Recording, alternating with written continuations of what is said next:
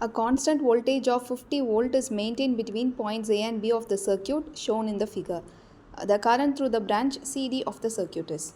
Okay, so circuit கொடுத்துருக்கிறதுல இந்த CD அப்படிங்கிற இந்த பிரான்ச்சில் எவ்வளோ கரண்ட் ஃப்ளோ ஆகுது அப்படிங்கிறத கேல்குலேட் பண்ண சொல்லியிருக்கிறாங்க. அதுக்கு நம்ம ஃபர்ஸ்ட் என்ன பண்ண போகிறோம்னா இந்த பேரலில் சிம்பிளிஃபை பண்ண போகிறோம்.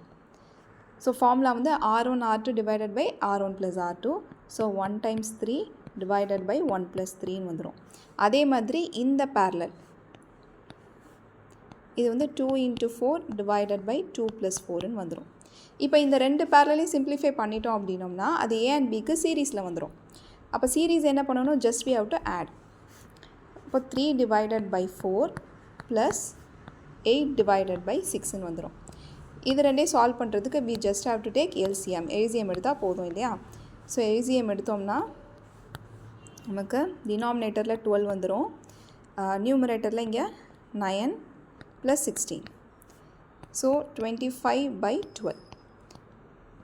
இது வந்து total resistance across AB.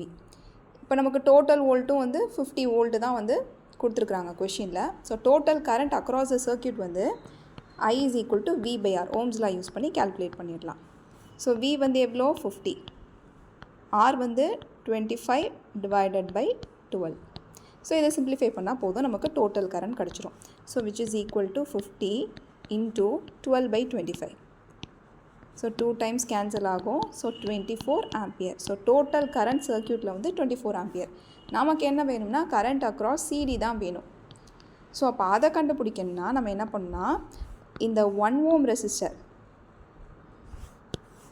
1 ohm and 2 ohm இந்த இதில் எவ்வளோ கரண்ட் ஃப்ளோ ஆகுதுங்கிறத கேல்குலேட் பண்ணிட்டோம்னா இது ரெண்டுக்கும் டிஃப்ரென்ஸ் கண்டுபிடிச்சோம்னா அந்த கரண்ட்டு தான் சிடியில் ஃப்ளோ ஆகும்.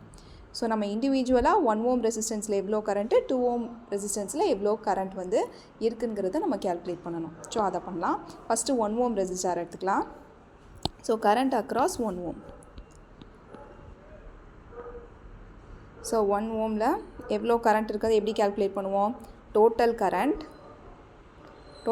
வந்து 24 times R2 divided by R1 plus R2. சரி, அதில் என்ன R2 divided by R1 plus R2? இப்போ இந்த இடத்துல பார்த்தோம்னா இது வந்து R1, இது R2.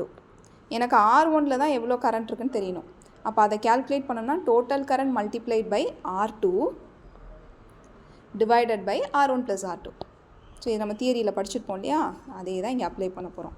So 24ங்கிறது total current into R2ங்கிறது வந்து 3 divided by R1 plus R2. So 1 + 3 வந்துடும். அப்போ 24 டைம்ஸ் 3 டிவைடட் பை 4. ஸோ 6 வரும், 18 ampere. So next I 2 ohms. 2 ohmஸில் வந்து எவ்வளோ கரண்ட் இருக்குது அப்படிங்கிறத பார்க்க போகிறோம். இதுவும் அதே மாதிரி டோட்டல் கரண்ட் டைம்ஸ் அங்கே R1 R2 என்னன்னு பார்க்கணும். இந்த சைடு பார்த்தோம்னா இது R1 வந்துடும், 4 ohm வந்து R2ன்னு வரும். ஸோ அப்போ R2 divided by R1 plus R2.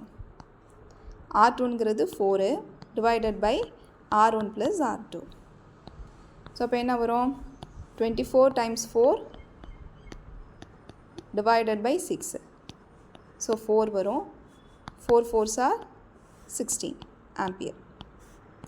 So இது ரெண்டையும் சப்ராக்ட் பண்ணணும்னு சொல்லியிருந்தேன். 1 ohm 2 ohm கரண்ட்டை சப்ராக்ட் பண்ணணும்.